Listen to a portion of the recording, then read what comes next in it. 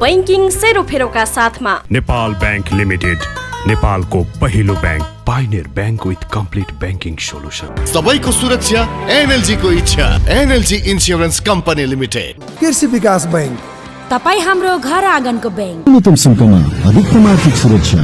Life Nepal life insurance सधैँभरिलाई। सम्पूर्ण bank तथा वित्तीय समस्याको समाधान बैंकिङ एन्ड फाइनान्सियल सोलुसन प्रणाली। अर्थ राजनीति सम्बन्धी खास खबरका लागि अर्थराजनीति.com।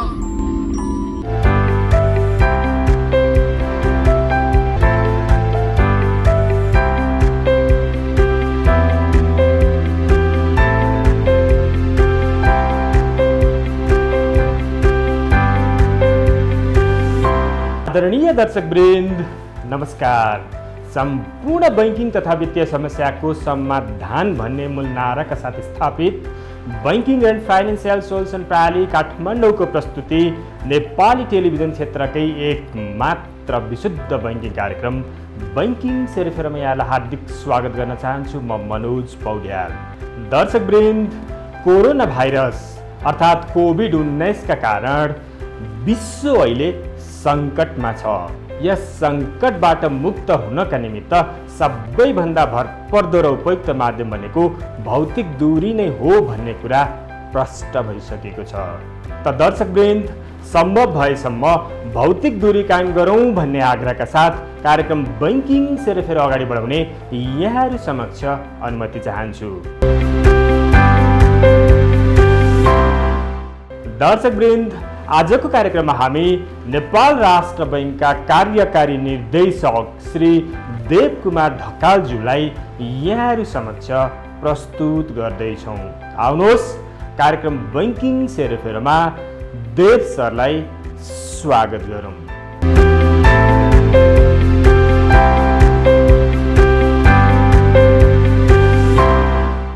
सर नमस्ते। नमस्कार। कार्यक्रम बैंकिङ सेरोफेरोमा स्वागत छ। धन्यवाद। आरामै हुनुहुन्छ? एकदम ठिक छ। दिनहरू कसरी बितिरहेका छन्? अलिकति प्रतिकूल छ अवस्था?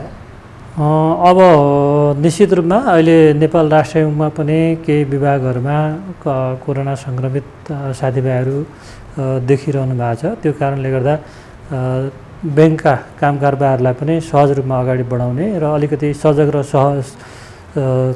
सजग पनि हुने लाइनमा हाम्रा दैनिक क्रियाकलापहरूलाई अगाडि बढाइरहेछौँ। जुन चिजहरू घरबाट गर्दा हुन्छ तिनीहरूलाई वर्क फ्रम होम र कतिपय कामहरू अफिसमै गएर गर्नुपर्ने हुन्छ। त्यसको लागि नियमित रूपमा अफिस गएर कामहरू गर्ने। यही क्रममा नियमित अफिस जाने र चाहिँ ब्याङ्कबाट सम्पादन गर्नुपर्ने, विभागबाट सम्पादन गर्नुपर्ने कामहरूलाई नियमित रूपमा सम्पादन गर्नुपर्ने, यिनै काम कारबाहीमा अहिले व्यस्त रहेको अवस्था छ। देव सर, 2 दशकभन्दा लामो झनै 23-24 वर्षको बैंकिङ एक्सपिरियन्स, प्रकारले विज्ञ व्यक्तित्व र नेपाल राष्ट्र बैंकको कार्यकारी निर्देशकको भूमिकामा अहिले हुनुहुन्छ। कोभिडका कारण समग्र अर्थतन्त्र र बैंकिङ क्षेत्रलाई कस्तो असर परेको देख्नुहुन्छ देव सर? कोभिडको असरलाई मूल्याङ्कन गर्नुपर्दा अहिले विश्वका अधिकांश अर्थव्यवस्थाहरू दुई प्रकारले प्रभावित भएका छन्। एउटा स्वास्थ्य सङ्कटको अवस्था देखिएको छ भने अर्को आर्थिक सङ्कटको सामना गर्नु परिरहेको छ र नेपाल पनि त्यसबाट अछुतो रहन सकेको छैन। नेपालमा केही ढिलो गरी कोभिडको सङ्क्रमण सुरु भए तापनि आजको दिनमा यसको सङ्क्रमण अलिकति बढ्दै गइरहेको अवस्था छ र खास गरी यसको कारणले गर्दाखेरि नेपाल सरकारले कोभिडको सङ्क्रमणलाई नियन्त्रण र नियमन गर्नको लागि र सजगता अपनाउनको लागि अवलम्बन गरेका लकडाउन, निषेधाज्ञा लगायतका निर्णयहरूको कारणले गर्दा समग्र व्यावसायिक क्षेत्र प्रभावित भएको छ। आफ्ना क्रियाकलापहरूलाई सञ्चालन गर्न सकेका छैनन्। उद्योग व्यवसायहरू ठप्प प्राय रहेको अवस्था छ र हालै मात्र अहिले अलिकति खुलेको अवस्था भएको कारणले गर्दा उद्योग व्यवसायहरू केही मात्रामा सुचारू भएको अवस्था छ र खास गरी उद्योग व्यवसायको नियमित रूपमा हुनुपर्ने आम्दानी प्रभावित हुँदा यदि ब्याङ्किङ क्षेत्रबाट कर्जा उपभोग गरिरहेको अवस्था हो भने निश्चित रूपमा त्यो क्षेत्रले ब्याङ्किङ क्षेत्रमा सर्भ गर्नुपर्ने ब्याज तथा सामाको भुक्तानी प्रभावित भएको छ। त्यो भुक्तानी भएको कारणले गर्दा एकातिर व्यावसायिक जगत प्रभावित हुने अवस्था छ भने अर्कोतिर ब्याङ्क तथा वित्तीय संस्थाको आम्दानी प्रभावित हुने अवस्था छ र त्यसैलाई व्यवस्थापन गर्न नै नेपाल राष्ट्र ब्याङ्क यसपटकको मौद्रिक नीति र सोपछिका नियमन र निर्देशनहरू मार्फत लागि परेको बेला यहाँहरू सबै जानकार नै हुनुहुन्छ। देव सर, केही समय अगाडि मौद्रिक नीति सार्वजनिक भयो जुन चाहिँ नेपाल राष्ट्र ब्याङ्कको प्रमुख काम र कर्तव्य मध्येको एक पनि हो। धेरै हदसम्म सबैतिरबाट यसको स्वागत भयो, सकारात्मक रूपमा पनि लिइयो, तर बैङ्किङ क्षेत्रले चाहिँ प्राइसिङ लगायतका विषयलाई लिएर अलिकति गुनासो प्रकट गरे नि। किन अलिकति टाइट गर्दै लगियो सर? यिनीहरूको नाफा सङ्कुचन गर्ने वातावरणको किन सिर्जना गरियो? हामीले के बुझ्नुपर्छ भने व्यावसायिक जगत, उद्योग, व्यवसाय, पेसा र ब्याङ्किङ क्षेत्र भनेको एक अर्कासँग अन्तर सम्बन्धित विषयहरू हुन्। यदि व्यवसाय सुचारू हुन सक्दैन भने त्यो व्यवसाय सुचारू नहुँदा ब्याङ्कका आम्दानीहरू प्रभावित हुन्छन् र ब्याङ्कको आफ्नो आम्दानी पनि त्यसबाट सङ्कुचन आउने हुन्छ। र यदि ब्याङ्क वित्तीय संस्था चाहिँ दीर्घकालसम्म सञ्चालन हुन नसक्ने अथवा सुचारू हुन नसक्ने हो भने त्यसको प्रभाव व्यावसायिक जगतमा पनि सोही अनुसार नै पर्छ। ब्याङ्क जसरी सक्षम हुँदै जान्छन् व्यावसायिक जगत पनि सक्षम हुँदै जान्छ र व्यावसायिक जगत जति सक्षम र हुँदै अगाडि बढ्दै जान्छ ब्याङ्किङ क्षेत्र पनि त्यसरी नै अगाडि बढ्दै जान्छ। र कोभिडको असर तपाईँले भनेको जस्तै व्यावसायिक जगतमा जति पर्यो त्यो त्यत्तिकै असर ब्याङ्किङ क्षेत्रमा पनि परेको हो र हामीले यही अन्तर सम्बन्धलाई नै विचार गरेर यदि व्यावसायिक जगतलाई व्यवसाय निरन्तरता गर्ने वातावरण सिर्जना गरिएन भने ब्याङ्किङ क्षेत्रको निष्क्रिय कर्जा भोलिका दिनमा बढेर जाने र ब्याङ्किङ क्षेत्रको नाफा नोक्सानमा समेत असर गर्ने कुरालाई मध्यनजर गरेर व्यावसायिक जगतमा दिएका सहुलियतको माध्यमबाट ब्याङ्किङ क्षेत्रलाई सहुलियत प्रदान गरेको बेहोरा म यहाँ निवेदन गर्न चाहन्छु। तपाईँले मौद्रिक नीति जारी सक्न बित्तिकैको यदि प्रतिक्रिया ब्याङ्किङ क्षेत्रको हेर्नुभयो भने उहाँहरूले मौद्रिक नीतिलाई खुलेर स्वागत गर्नुभएको छ र खुलेर प्रशंसा गर्नुभएको छ र अब रह्यो कुरो यो चाहिँ के अरे शुल्क आदि इत्यादिमा नेपाल राष्ट्र ब्याङ्कले अलिकति केही व्यवस्थाहरू गरेको कारणले गर्दा ब्याङ्किङ क्षेत्र असन्तुष्ट छ कि भन्ने यहाँको जुन जिज्ञासा छ त्यो पनि म देख्दिनँ। त्यो पनि किन देखिरहेको छैन भने व्यावसायिक क्षेत्रको अथवा ग्राहकको सन्तुष्टि नै ब्याङ्क वित्तीय संस्थाको व्यवसायको मूल आधार हो र व्यावसायिक क्षेत्रको सन्तुष्टि वृद्धि हुँदै जाँदा ब्याङ्किङ क्षेत्रको मुनाफा समेत वृद्धि हुने, व्यवसाय समेत विस्तार हुने कुरामा उहाँहरू पनि विश्वस्त हुनुहुन्छ। त्यसकारण हिजोका दिनमा कस्तो थियो भने अलिकति उहाँहरूले जे जस्ता अथवा ब्याङ्किङ क्षेत्रले जे जस्ता चाहिँ शुल्कहरू निर्धारण गर्नुभएको थियो त्यो शुल्कहरू चाहिँ कतिपय प्राइम क्लाइन्टको केसमा एकदमै न्यूनतम रूपमा असुल गरिरहेको अवस्था र आम चाहिँ लगानीकर्ताहरूले चाहिँ अलिकति बढी शुल्क तिर्नुपर्ने अवस्था थियो। त्यो कारणले गर्दाखेरि हामीले अलिकति इक्विटेबल पनि हुनुपर्छ ब्याङ्किङ क्षेत्रको बिहेभियर समग्र ग्राहक वर्गमा भन्ने हिसाबले हामीले एक किसिमको चाहिँ दर चाहिँ तोकिदिएका छौँ जुन दरमा अब ब्याङ्किङ क्षेत्र कम्फर्टेबल्ली सञ्चालन हुन सक्छ जस्तो हामीलाई लागेको छ।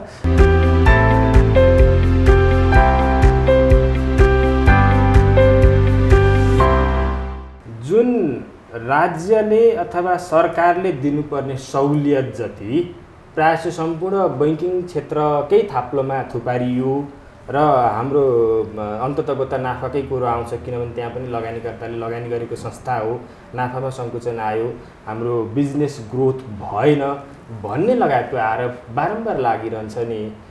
देव सर, यसप्रति यहाँको धारणा के छ? तपाईँले उठाउनु भएको विषयवस्तुलाई सरसर्ती मूल्याङ्कन गर्ने हो भने नेपाल सरकारले दिनुपर्ने राहत नदिएको अवस्था भन्ने होइन। नेपाल सरकारले आफ्नो सीमाभित्र रहेर आफ्नो क्षमताभित्र रहेर स्थानीय निकाय मार्फत उपलब्ध गराउनुपर्ने सहायतालाई स्थानीय निकाय मार्फत उपलब्ध गराएको छ र पछिल्लो समयमा हेर्नुभयो भने 50 अरबको कोष स्थापना गर्ने भनेको छ। त्यो कोषको कार्यविधि अहिले चाहिँ नेपाल सरकार मन्त्री परिषदमा पुगिसकेको अवस्था छ। त्यो कार्यविधि आएपछि पर्यटन लगायत कोभिड प्रभावित क्षेत्रमा चाहिँ नि 5% ब्याज दरमा कर्जा प्रवाह गर्ने भनेको छ। नेपाल राष्ट्र ब्याङ्क मार्फत दिने सेवा र सुविधा पनि नेपाल राष्ट्र ब्याङ्कले अर्थ मन्त्रालय अथवा नेपाल सरकारसँगको कोअर्डिनेसनमा नै प्रवाह गरिरहेको अवस्था छ। त्यसकारण नेपाल सरकारले पनि आफूले गर्नुपर्ने दायित्व जुन हदसम्म गर्न सक्ने हो आफ्नो चाहिँ के अरे आर्थिक हैसियत अनुसार त्यो अनुसार गरिरहेको अवस्था छ। अब रह्यो कुरो ब्याङ्किङ क्षेत्रमाथि चाहिँ के अरे रिलिफ दिने कुरा चाहिँ थोपरियो भन्ने तपाईँको जुन दोस्रो प्रश्न छ त्यो प्रश्नमा अघिकै मेरो आन्सरमा अलिकति अगाडि बढ्न चाहन्छु।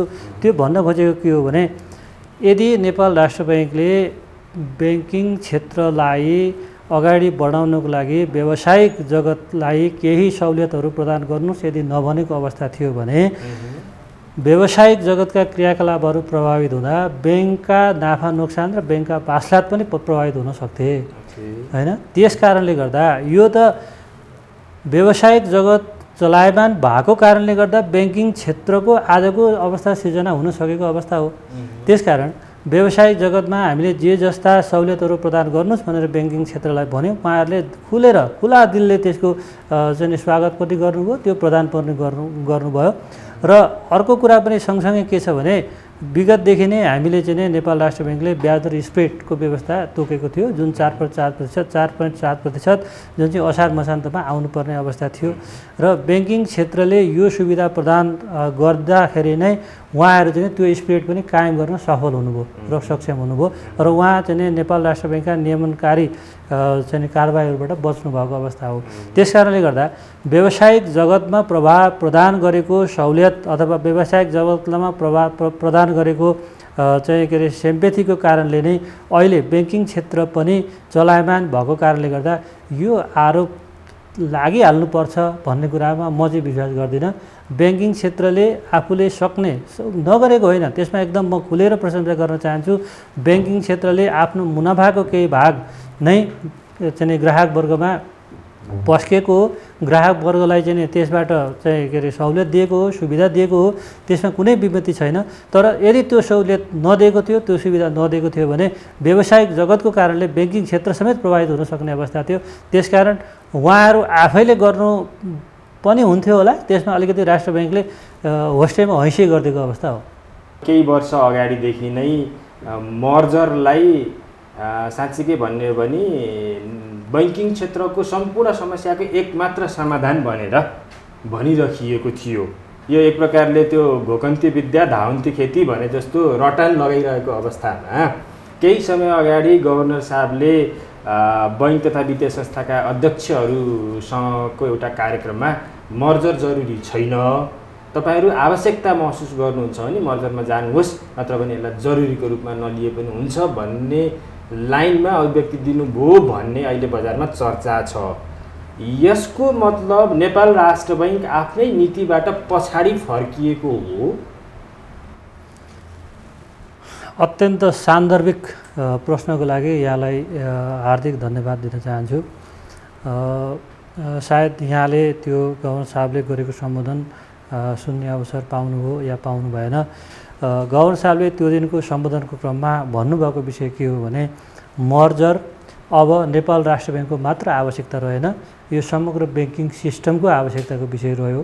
किनभने आजका दिनमा जुन प्रविधिले फड्को मारिरहेको छ त्यो प्रविधिको फड्को मार्न र चाहिँ के अरे ब्याङ्क तथा वित्तीय संस्थाका खर्चहरू कटौती गर्दै व्यवसायलाई भोलिका दिनमा अझ सबल सक्षम र स्ट्रङ ब्याङ्कको रूपमा अगाडि बढ्नको लागि मर्जर आवश्यक छ भन्ने कुरा अध्यक्षज्यू लगायत सञ्चालकज्यूहरूले मनन गरिसक्नु भएको कारणले गर्दा अब नेपाल राष्ट्र ब्याङ्कले तपाईहरुलाई थप यसमा भनिरहनु नपर्ला, यहाँहरू स्वस्फूर्त रूपमै यो प्रक्रिया अगाडि बढाउनुहुन्छ होला, यसमा सिनर्जी प्राप्त हुने गरी यहाँहरूले मर्जरलाई सोचिरहनु भएको होला भन्ने प्रसङ्गमा उहाँले त्यो कुराहरू राख्नु भएको हो। एउटा कुरो अर्को पनि के विचार गर्नुपर्छ भने हामीले यदि चाहे मान्छे होस् चाहे व्यवसाय होस् कोही पनि यथास्थितिमा बस्न चाहँदैन। उसले प्रगतिलाई जहिले पनि आत्मसात गरेको हुन्छ।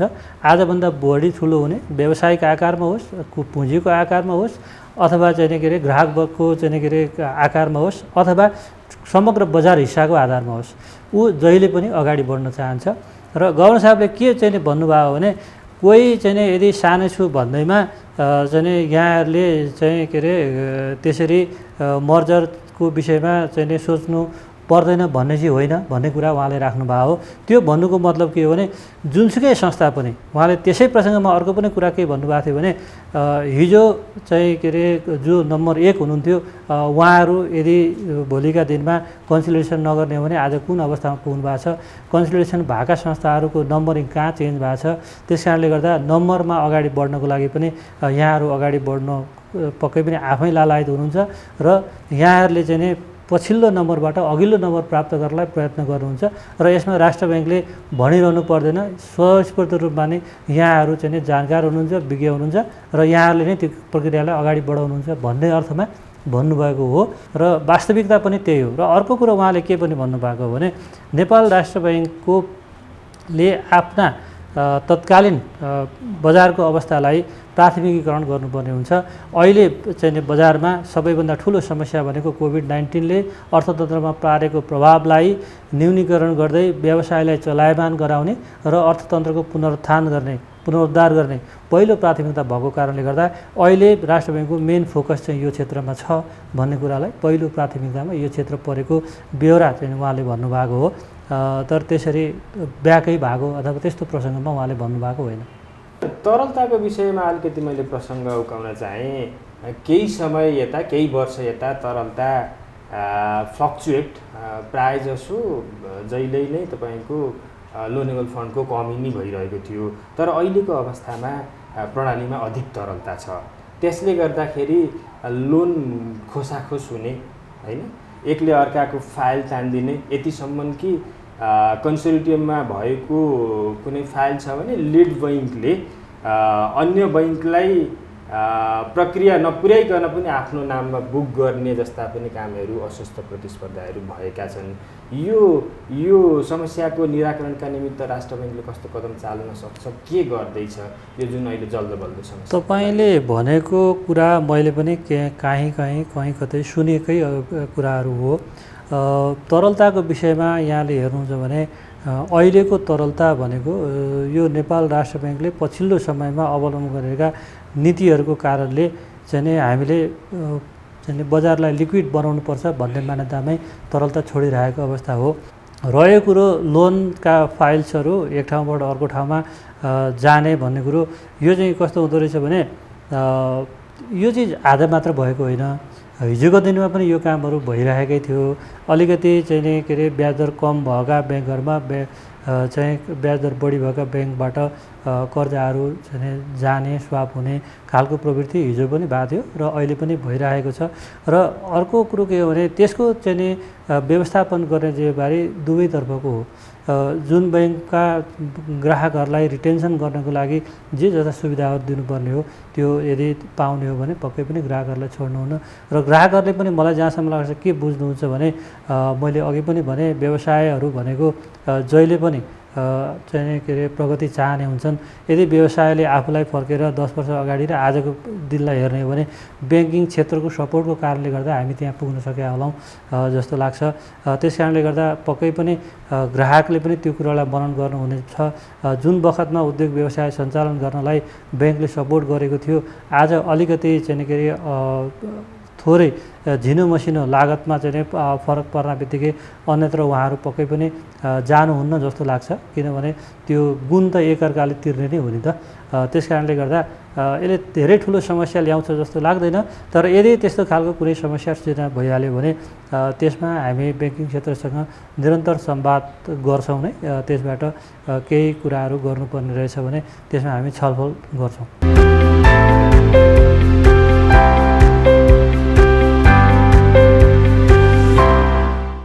देव सर, एकीकृत निर्देशिका केही समय अगाडि सार्वजनिक भएको थियो जसमा स्थिर ब्याज दरको कुरोलाई अहिले व्यापक रूपमा चर्चा र बहसमा ल्याइएको छ, जुन एकीकृत निर्देशिकाले जारी गरेको थियो। त्यसमा चाहिँ स्थिर ब्याज दर राख्ने आवधिक कर्जाका निमित्त, त्यो पनि अवधिभरिका निमित्त भनेर ल्याइयो। बैंकिङ क्षेत्रको गुनासो के छ भन्दाखेरि यो चाहिँ अन्तर्राष्ट्रिय अभ्यास विपरीत भयो हैन। अन्तर्राष्ट्रमा पनि हुन्छन् तर केही समयका लागि मात्रै हुन्छन्। यसको पृष्ठभूमि के हो अलिकति अध्ययन नगरिकन पो ल्याइएको हो कि किन भन्दाखेरि अवधिभरिसम्म गर्दाखेरि पछाडि समस्याहरू आउने त आफ्नो ठाउँमा छँदैछ र यसले बैङ्किङ क्षेत्रलाई नै अस्थिर बनाउँछ कि भन्ने पनि एउटा गुनासो छ बैङ्किङ क्षेत्रको। यसलाई यहाँले कसरी हेर्नुहुन्छ? अब जुन यहाँले अस्थिर भन्नुभयो त्यो चाहिँ नि स्थिर हुन्छ भन्ने मान्यताका आधारमा यो पोलिसी आएको हो र रह्यो अन्तर्राष्ट्रिय प्रचलनहरूको कुरो। अन्तर्राष्ट्रिय रूपमा पनि स्थिर ब्याज दरका प्रडक्टहरू छन्, ती लामो समयसम्म स्थिर ब्याज दर नै रहने खालका प्रडक्टहरू पनि छन् र विश्वभरि यस्ता प्र्याक्टिसहरू छन्।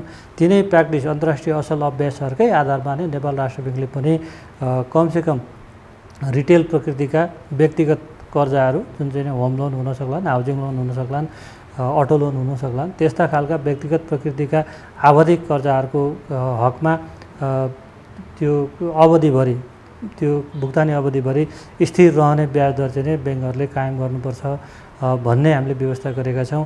यसको पछाडि दुईवटा लजिकहरू हुन्छ।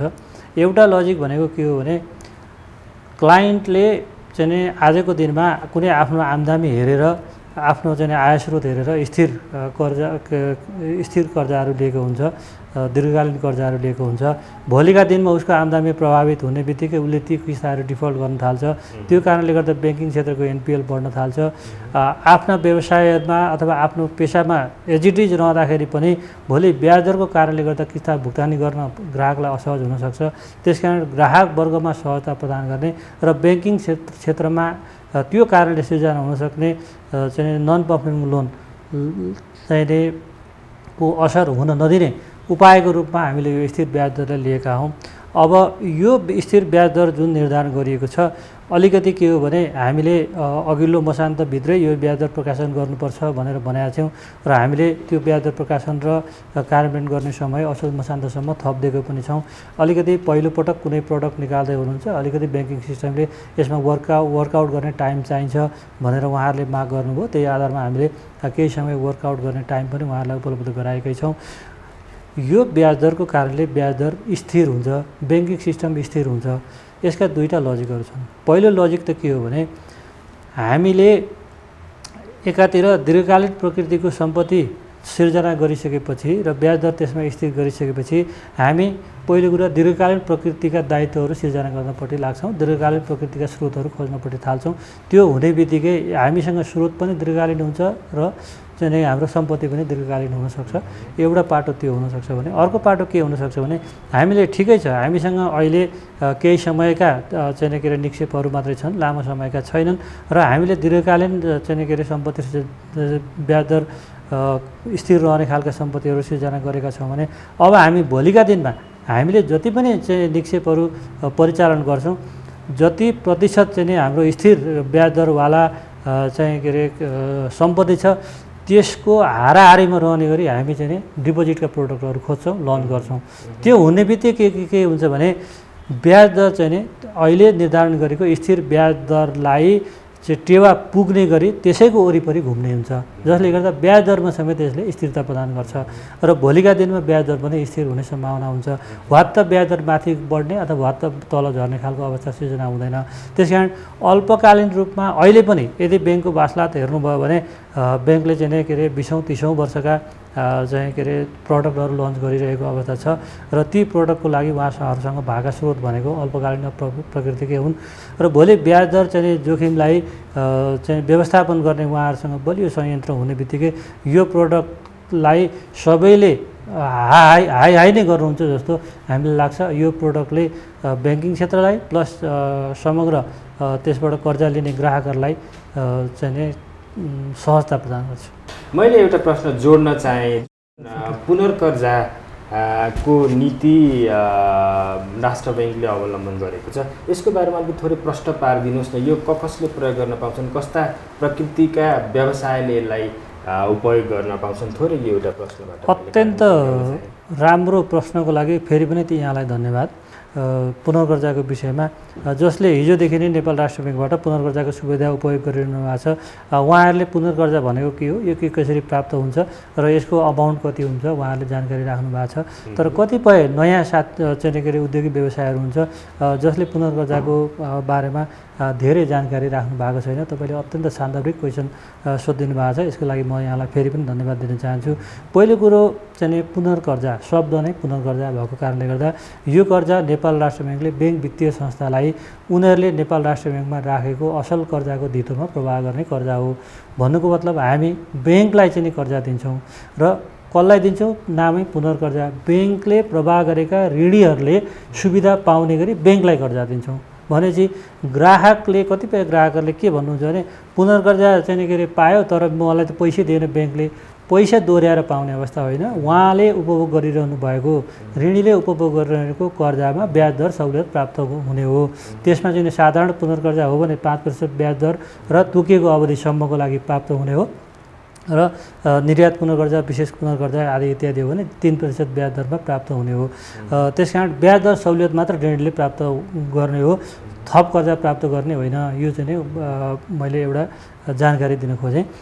दोस्रो कुरो, पुनर्कर्जा अहिले विगतमा हामीले के गरेका थियौँ भने हामीसँग भएको ब्याङ्किङ विकास कोषमा जे जति रकम छ त्यति रकम बराबरको मात्र पुनर्कर्जा दिँदै आइरहेका थियौँ र त्यति रकम मात्र पुनर्कर्जा दिँदा विगतमा तपाईँले हेर्नुभयो भने केही सय चाहिँ के अरे ऋणी ग्राहकहरूले अथवा उद्योगिक व्यापारीहरूले मात्र यो सुविधा उपयोग पाउनु भएको थियो।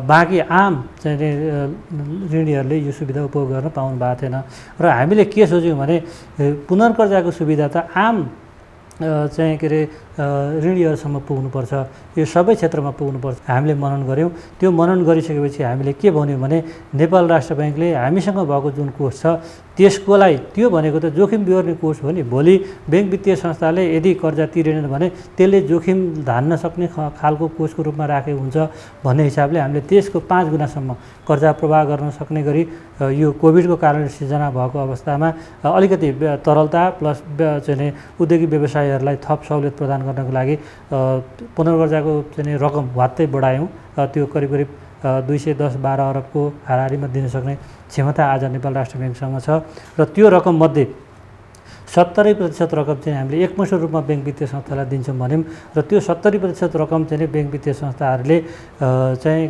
5 करोडसम्म ऋण लिने ग्राहकहरूलाई उपलब्ध गराउनुपर्छ भन्यौँ र त्यसमध्ये पनि 70% रकम जुन 70% छ त्यसको 70% पनि साना घरेलु तथा मझौला उद्योग, लघु साना तथा घरेलु उद्योग क्षेत्रमा प्रवाह भएका कर्जाहरूको लागि उपलब्ध गराउँछौँ भन्यौँ।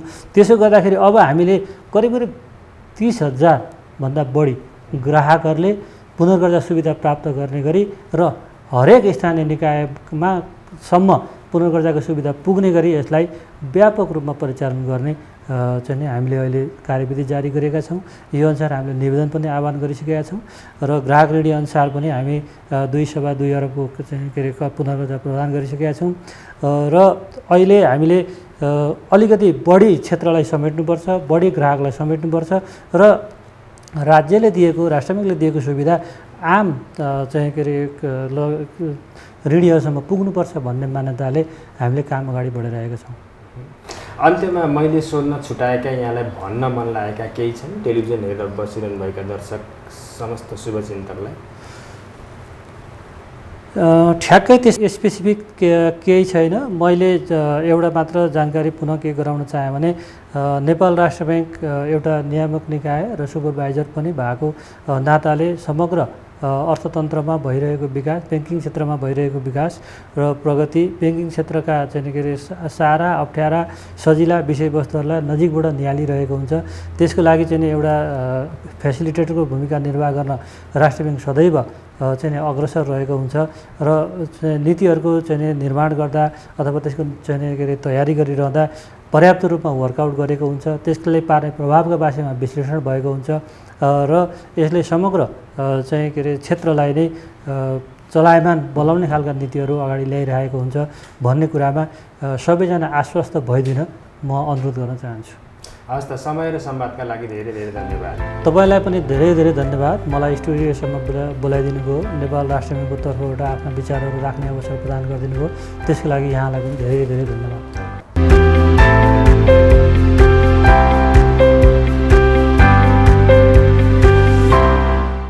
हवस् त, नेपाल राष्ट्र बैङ्कका कार्यकारी निर्देशक श्री देव कुमार ढकालज्यूसँगको साक्षात्कार सँगसँगै कार्यक्रम बैङ्किङ सेरोफेरोको निर्धारित समय सकिएको छ। पुनः अर्को साता तपाईँहरूको र हाम्रो भेटघाट हुने नै छ। तबसम्मको लागि म मनोज पौड्याल लगायत सम्पूर्ण बैङ्किङ सेरोफेरो युनिटलाई बिदा दिनुहोस्। नमस्ते।